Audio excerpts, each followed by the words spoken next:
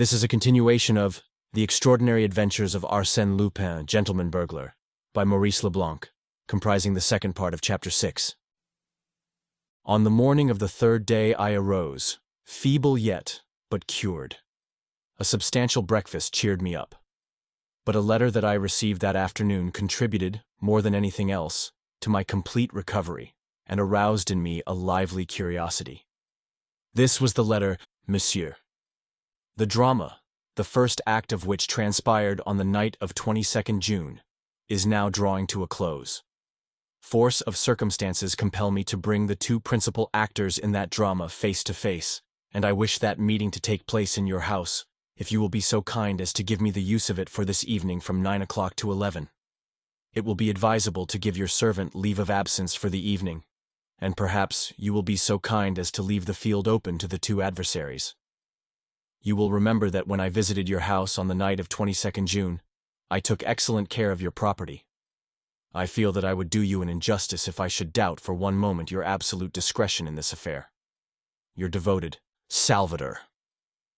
I was amused at the facetious tone of his letter, and also at the whimsical nature of his request. There was a charming display of confidence and candor in his language, and nothing in the world could have induced me to deceive him or repay his confidence with ingratitude.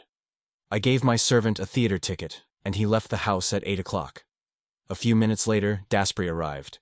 I showed him the letter. "Well," said he. "Well, I have left the garden gate unlocked so anyone can enter." "And are you going away?" "Not at all. I intend to stay right here." "But he asks you to go." "But I am not going. I will be discreet, but I am resolved to see what takes place." "Ma foi!" exclaimed Daspry, laughing. "You are right, and I shall stay with you. I shouldn't like to miss it." We were interrupted by the sound of the doorbell. "Here already?" said Daspry. 20 minutes ahead of time. Incredible. I went to the door and ushered in the visitor. It was Madame Andermatt. She was faint and nervous, and in a stammering voice, she ejaculated, "My husband is coming. He has an appointment. They intend to give him the letters." "How do you know?" I asked. "By chance. A message came from my husband while we were at dinner. The servant gave it to me by mistake. My husband grabbed it quickly, but he was too late. I had read it." "You read it?" "Yes. It was something like this. At 9 o'clock this evening, be at Boulevard Maillot with the papers connected with the affair. In exchange, the letters." So after dinner, I hastened here. "Unknown to your husband?" "Yes." "What do you think about it?" asked Daspry, turning to me. "I think as you do, that Monday. Andermatt is one of the invited guests." "Yes, but for what purpose?" "That is what we are going to find out." I led them to a large room. The three of us could hide comfortably behind the velvet chimney mantel and observe all that should happen in the room. We seated ourselves there, with Madame Andermatt in the center. The clock struck 9. A few minutes later, the garden gate creaked upon its hinges. I confess that I was greatly agitated. I was about to learn the key to the mystery. The startling events of the last few weeks were about to be explained, and, under my eyes, the last battle was going to be fought. Daspry seized the hand of Madame Andermatt and said to her, "Not a word, not a movement. Whatever you may see or hear, keep quiet." Someone entered. It was Alfred Varane. I recognized him at once, owing to the close resemblance he bore to his brother Etienne. There was the same slouching gait, the same cadaverous face covered with a black beard. He entered with the nervous air of a man who is accustomed to fear the presence of traps and ambushes, who scents and avoids them. He glanced about the room, and I had the impression that the chimney, masked with a velvet portière, did not please him. He took 3 steps in our direction, when something caused him to turn and walk toward the old mosaic king, with the flowing beard and flamboyant sword, which he examined minutely, mounting on a chair and following with his fingers the outlines of the shoulders and head and feeling certain parts of the face. Suddenly, he leaped from the chair and walked away from it. He had heard the sound of approaching footsteps. Monday Andermatt appeared at the door. You!" exclaimed the banker. "Was it you who brought me here?" "I?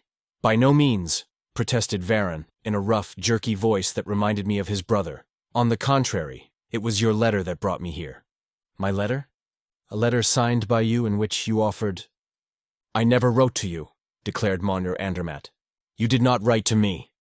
Instinctively, Varron was put on his guard, not against the banker, but against the unknown enemy who had drawn him into this trap. A second time, he looked in our direction, then walked toward the door. But Andermatt barred his passage. Well, where are you going, Varron? There is something about this affair I don't like. I am going home. Good evening. One moment. No need of that, Mon Andermatt. I have nothing to say to you. But I have something to say to you, and this is a good time to say it. Let me pass. No, you will not pass. Varron recoiled before the resolute attitude of the banker as he muttered, Well then, be quick about it. One thing astonished me, and I have no doubt my two companions experienced a similar feeling. Why was Salvatore not there? Was he not a necessary party at this conference? Or was he satisfied to let these two adversaries fight it out between themselves? At all events, his absence was a great disappointment, although it did not detract from the dramatic strength of the situation. After a moment, Andermatt approached Varron and, face to face, eye to eye, said, Now, after all these years, and when you have nothing more to fear, you can answer me candidly. What have you done with Louis Lacombe? What a question, as if I knew anything about him. You do know. You and your brother were his constant companions, almost lived with him in this very house. You knew all about his plans and his work. And the last night I ever saw Louis Lacombe, when I parted with him at my door, I saw two men slinking away in the shadows of the trees. That I am ready to swear to. Well, what has that to do with me? The two men were you and your brother. Prove it. The best proof is that, 2 days later, you yourself showed me the papers and the plans that belonged to Lacombe and offered to sell them. How did these papers come into your possession? I have already told you, Andermatt, that we found them on Louis Lacombe's table the morning after his disappearance. That is a lie. Prove it. The law will prove it. Why did you not appeal to the law? Why? Why? Stammered the banker, with a slight display of emotion. You know very well, Andermatt, if you had the least certainty of our guilt, our little threat would not have stopped you. What threat? Those letters? Do you suppose I ever gave those letters a moment's thought? If you did not care for the letters, why did you offer me thousands of francs for their return? And why did you have my brother and me tracked like wild beasts? To recover the plans? Nonsense. You wanted the letters. You knew that as soon as you had the letters in your possession, you could denounce us. Oh no, I couldn't part with them. He laughed heartily but stopped suddenly and said, But enough of this. We are merely going over old ground. We make no headway. We had better let things stand as they are. We will not let them stand as they are, said the banker. And since you have referred to the letters, let me tell you that you will not leave this house until you deliver up those letters. I shall go when I please. You will not. Be careful, Andermatt. I warn you. I say, you shall not go. We will see about that, cried Varron, in such a rage that Madame Andermatt could not suppress a cry of fear. Varron must have heard it, for he now tried to force his way out. Andermatt pushed him back. Then I saw him put his hand into his coat pocket. For the last time, let me pass, he cried. The letters first! Varron drew a revolver, and pointing it at Monsieur Andermatt said, Yes or no? The banker stooped quickly. There was the sound of a pistol shot. The weapon fell from Varron's hand. I was amazed. The shot was fired close to me. It was Daspry who had fired it at Varron, causing him to drop the revolver. In a moment, Daspry was standing between the two men, facing Varron. He said to him, with a sneer, You were lucky, my friend, very lucky. I fired at your hand and struck only the revolver. Both of them looked at him, surprised. Then he turned to the banker and said, I beg your pardon, monsieur, for meddling in your business, but really you play a very poor game. Let me hold the cards. Turning again to Varron, Daspry said, It's between us two, comrade, and play fair if you please. Hearts are trumps, and I play the 7. Then Daspry held up, before Varen's bewildered eyes, the little iron plate, marked with the 7 red spots. It was a terrible shock to Varen. With livid features, staring eyes, and an air of intense agony, the man seemed to be hypnotized at the sight of it. "Who are you?" he gasped. "One who meddles in other people's business down to the very bottom." "What do you want?" "What you brought here tonight." "I brought nothing." "Yes, you did, or you wouldn't have come. This morning you received an invitation to come here at 9 o'clock and bring with you all the papers held by you. You are here. Where are the papers?" There was in Daspry's voice and manner a tone of authority that I did not understand. His manner was usually quite mild and conciliatory. Absolutely conquered, Varen placed his hand on one of his pockets and said, "The papers are here." "All of them?" "Yes. All that you took from Louis Lacombe and afterwards sold to Major von Lieben?" "Yes." "Are these the copies or the originals?" "I have the originals." "How much do you want for them?" 100,000 francs. "You are crazy," said Daspry. "Why, the Major gave you only 20,000, and that was like money thrown into the sea, as the boat was a failure at the preliminary trials. They didn't understand the plans. The plans are not complete." "Then why do you ask me for them?" "Because I want them. I offer you 5,000 francs, not a sou more. 10,000, not a sou less." "Agreed," said Daspry, who now turned to Monsieur Andermatt and said, "Monsieur will kindly sign a check for the amount." "But I haven't got your checkbook?" "Here it is." Astounded, Monday. Andermatt examined the checkbook that Daspry handed to him. "It is mine," he gasped. "How does that happen?" "No idle words, monsieur, if you please. You have merely to sign." The banker took out his fountain pen, filled out the check, and signed it. Varen held out his hand for it. "Put down your hand," said Daspry. "There is something more." Then to the banker he said, "You asked for some letters, did you not?" "Yes, a package of letters." "Where are they, Varen?" "I haven't got them." "Where are they, Varen?" "I don't know. My brother had charge of them. They are hidden in this room." "In that case, you know where they are." "How should I know?" "Was it not you who found the hiding place? You appear to be as well informed as Salvatore." "The letters are not in the hiding place." "They are. Open it." Varen looked at him defiantly. Were not Daspry and Salvatore the same person? Everything pointed to that conclusion. If so, Varen risked nothing in disclosing a hiding place already known. "Open it," repeated Daspry. "I have not got the 7 of hearts." "Yes, here it is," said Daspry, handing him the iron plate. Varen recoiled in terror and cried, "No, no, I will not." "Never mind," replied Daspry, as he walked toward the bearded king, climbed on a chair, and applied the 7 of hearts to the lower part of the sword, in such a manner that the edges of the iron plate coincided exactly with the 2 edges of the sword. Then, with the assistance of an awl which he introduced alternately into each of the 7 holes, he pressed upon 7 of the little mosaic stones. As he pressed upon the 7th one, a clicking sound was heard, and the entire bust of the king turned upon a pivot, disclosing a large opening lined with steel. It was really a fireproof safe. "You can see, Varen, the safe is empty." "So I see." "Then my brother has taken out the letters." Daspry stepped down from the chair, approached Varen, and said, "Now, no more nonsense with me. There is another hiding place. Where is it?" "There is none." "Is it money you want?" "How much?" 10,000. "Monsieur Andermatt, are those letters worth 10,000 francs to you?" "Yes," said the banker firmly. Varen closed the safe, took the 7 of hearts and placed it again on the sword at the same spot. He thrust the awl into each of the 7 holes. There was the same clicking sound, but this time, strange to relate, it was only a portion of the safe that revolved on the pivot, disclosing quite a small safe that was built within the door of the larger one. The packet of letters was here, tied with a tape, and sealed. Varen handed the packet to Daspry. The latter turned to the banker and asked, "Is the check ready, Monsieur Andermatt?"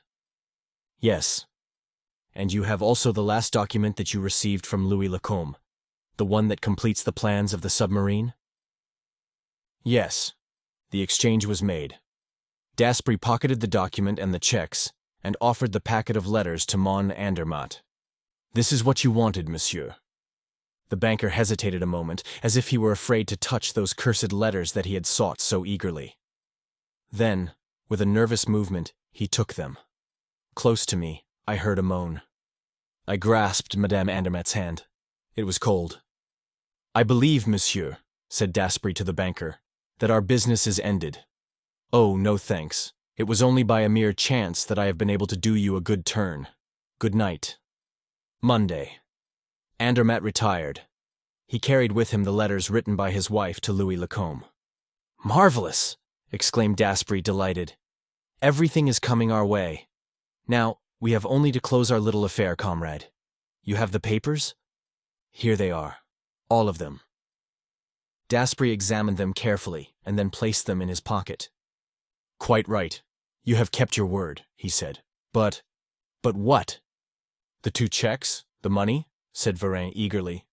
Well, you have a great deal of assurance, my man. How dare you ask such a thing? I ask only what is due to me. Can you ask pay for returning papers that you stole? Well, I think not. Varin was beside himself. He trembled with rage. His eyes were bloodshot. The money. The 20,000, he stammered. Impossible. I need it myself. The money. Come, be reasonable, and don't get excited. It won't do you any good. Daspry seized his arm so forcibly that Varin uttered a cry of pain. Daspry continued. Now, you can go. The air will do you good. Perhaps you want me to show you the way. Ah, yes. We will go together to the vacant lot near here, and I will show you a little mound of earth and stones, and under it— That is false. That is false. Oh no, it is true. That little iron plate with the 7 spots on it came from there. Louis Lacombe always carried it, and you buried it with the body, and with some other things that will prove very interesting to a judge and jury. Varin covered his face with his hands and muttered, All right, I am beaten. Say no more. But I want to ask you one question. I should like to know— What is it? Was there a little casket in the large safe? Yes. Was it there on the night of 22nd June? Yes. What did it contain? Everything that the Varin brothers had put in it. A very pretty collection of diamonds and pearls picked up here and there by the said brothers. And did you take it? Of course I did. Do you blame me? I understand. It was the disappearance of that casket that caused my brother to kill himself. Probably. The disappearance of your correspondence was not a sufficient motive. But the disappearance of the casket— Is that all you wish to ask me? One thing more. Your name? You asked that with an idea of seeking revenge. Parbleu! The tables may be turned. Today, you are on top. Tomorrow, it will be you. I hope so. Your name? Arsène Lupin. Arsène Lupin. The man staggered, as though stunned by a heavy blow. Those 2 words had deprived him of all hope. Daspry laughed and said, Ah, did you imagine that a Monsieur Durand or Dupont could manage an affair like this? No, it required the skill and cunning of Arsène Lupin. And now that you have my name, go and prepare your revenge. Arsène Lupin will wait for you. Then he pushed the bewildered Varin through the door. Daspry! Daspry! I cried, pushing aside the curtain. He ran to me. What? What's the matter? Madame Andermatt is ill. He hastened to her, caused her to inhale some salts, and, while caring for her, questioned me. Well, what did it? The letters of Louis Lacombe that you gave to her husband. He struck his forehead and said, Did she think that I could do such a thing? But of course she would. Imbecile that I am. Madame Andermatt was now revived. Daspry took from his pocket a small package exactly similar to the one that Monday Andermatt had carried away. Here are your letters, madame. These are the genuine letters. But the others? The others are the same, rewritten by me and carefully worded. Your husband will not find anything objectionable in them, and will never suspect the substitution since they were taken from the safe in his presence. But the handwriting? There is no handwriting that cannot be imitated. She thanked him in the same words she might have used to a man in her own social circle, so I concluded that she had not witnessed the final scene between Varin and Arsène Lupin.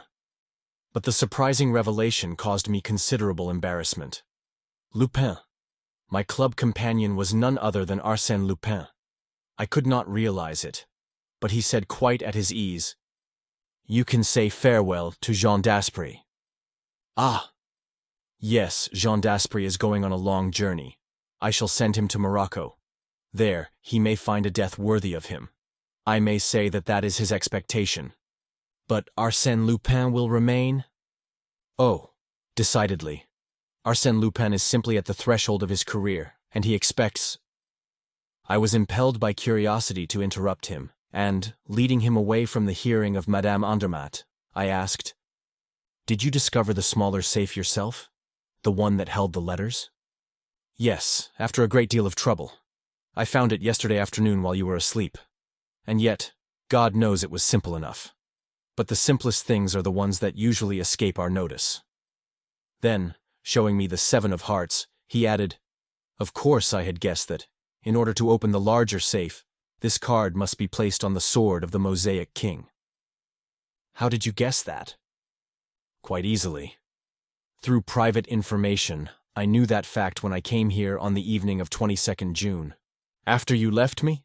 Yes. After turning the subject of our conversation to stories of crime and robbery, which were sure to reduce you to such a nervous condition that you would not leave your bed, but would allow me to complete my search uninterrupted. The scheme worked perfectly. Well, I knew when I came here that there was a casket concealed in a safe with a secret lock, and that the 7 of hearts was the key to that lock. I had merely to place the card upon the spot that was obviously intended for it. An hour's examination showed me where the spot was. 1 hour! Observe the fellow in mosaic. The old emperor? That old emperor is an exact representation of the King of Hearts on all playing cards. That's right. But how does the 7 of hearts open the larger safe at one time and the smaller safe at another time? And why did you open only the larger safe in the first instance? I mean on the night of 22nd June. Why? Because I always place the 7 of hearts in the same way. I never changed the position. But yesterday, I observed that by reversing the card, by turning it upside down, the arrangement of the 7 spots on the mosaic was changed. Parbleu! Of course, parbleu. But a person has to think of those things. There is something else. You did not know the history of those letters until Madame Andermatt spoke of them before me? Number. Because I found in the safe, besides the casket, nothing but the correspondence of the 2 brothers, which disclosed their treachery in regard to the plans. Then it was by chance that you were led first to investigate the history of the 2 brothers, and then to search for the plans and documents relating to the submarine. Simply by chance. For what purpose did you make the search? Mon Dieu! Exclaimed d'Aspry, laughing. How deeply interested you are! The subject fascinates me. Very well, presently, after I have escorted Madame Andermatt to a carriage and dispatched a short story to the Echo de France, I will return and tell you all about it. He sat down and wrote one of those short, clear-cut articles which served to amuse and mystify the public. Who does not recall the sensation that followed that article produced throughout the entire world? Arsène Lupin has solved the problem recently submitted by Salvatore.